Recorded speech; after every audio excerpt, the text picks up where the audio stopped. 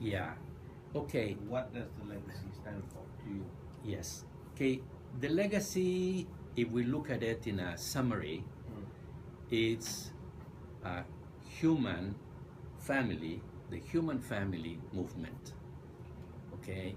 It's a movement that allows us to come together, and by us, I mean people at any level, from the rural poor to the rich, to those who are in between, to those who bring products to the market or services to the market. The legacy is when we join hands together to capitalize and maximize the resources that can be created and generated together for the benefit of everybody. So the legacy is working hand in hand all the way.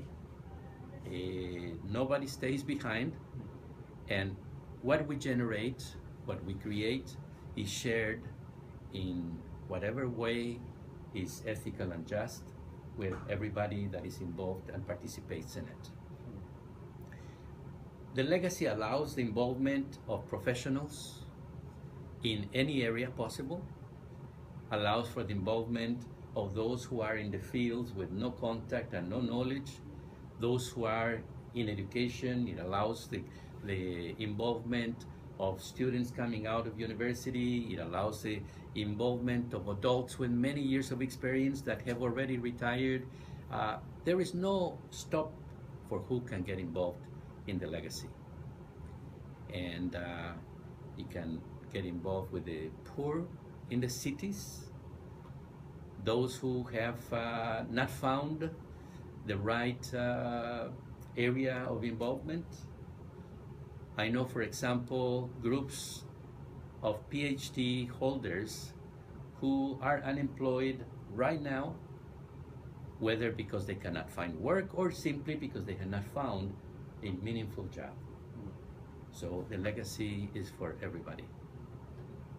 Very important. The legacy means that we hold hands together, we work together for the future to ensure that we leave things for the next generations. Okay. Talk a little bit about it.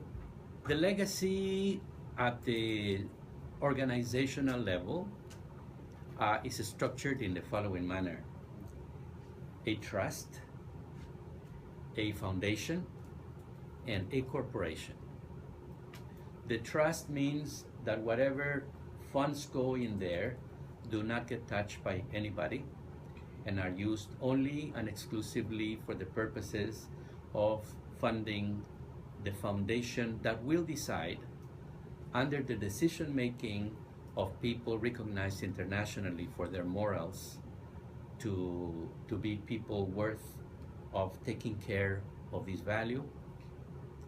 And those funds will go to the corporation that will be responsible for the provision of education and training, of inputs to the rural people, to the people in the cities. The corporation will be responsible also to do marketing, product finishing, product design, bringing experts in different areas that will make it complete to be able to place it in the proper markets around the world. Experts who are already in marketing and sales, publicity, communications out there. We are very fortunate to have the support of people who are committed to the legacy already in Germany, in Spain, coming in France, in the US, in Canada, in Mexico, Colombia, Ecuador. We have people also throughout Asia, in cities como Kuala Lumpur, in Singapore, in Hong Kong, but we also have people supporting us from the base in countries like Laos, Cambodia, Vietnam, Myanmar, Indonesia, and hopefully very soon in Malaysia as well. We actually have contacts already in many more countries than that. But these are coming in as we get organized and we can offer something very concrete and very specific. We have, for example, a very important contact with the cooperative movement in Thailand. And Thailand itself, with their base and already established communications and work in the field with Cambodia, with Laos, with Myanmar, can expand the potential and the capability of the legacy at the same time. So the legacy is already in many places around the world, and people are joining in more and more, almost every week. Yesterday, Howard and Erin Lamar told me that this very famous lady from the directors of Accenture in the US is coming around to support us, and like that we will have people that will expand the concept and the idea and make this family grow faster around the world. To give a practical example of how the legacy works, let me talk first about the case of Laos. In Laos, due to some of the development that they are doing of hydropower, they are having to remove trees from large areas. And in Laos, when they do that, there is a lot of wood material and sometimes of very good commercial value. But because they don't have the resources, this wood is not used properly.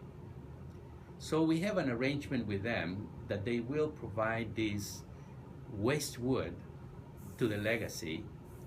The legacy corporation in turn will get the expert, the carpenters, the designers, etc., to come into the project. The corporation will bring the technology, the equipment, the cutters, the finishers, the sanders, etc. And then we will have the people that will teach the locals how to turn this waste into finished products. Because of the legacy being a family, that means that we will bring designers from Europe, from North America, from Australia, and get products done in Laos already for markets in a manner in which the products will be pre-sold. And we will be able to maximize, for example, produce very high-class cutting boards, handles for knives, boxes. Even, why not, we can do the panels for Rolls-Royce and the best cars in the world, because nothing can stop us from getting out there. Another example would be these ladies in Mexico.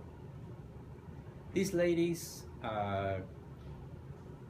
produce their own wool from their own lamb, and then they use natural dyes and then weave the wool and produce beautiful material with which they do these bags for ladies.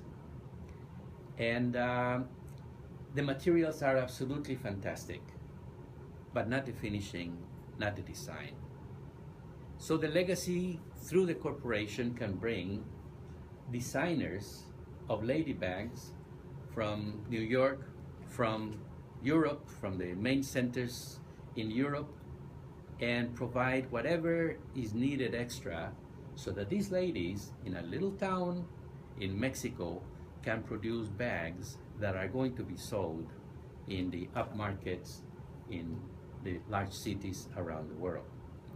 This is the legacy working together.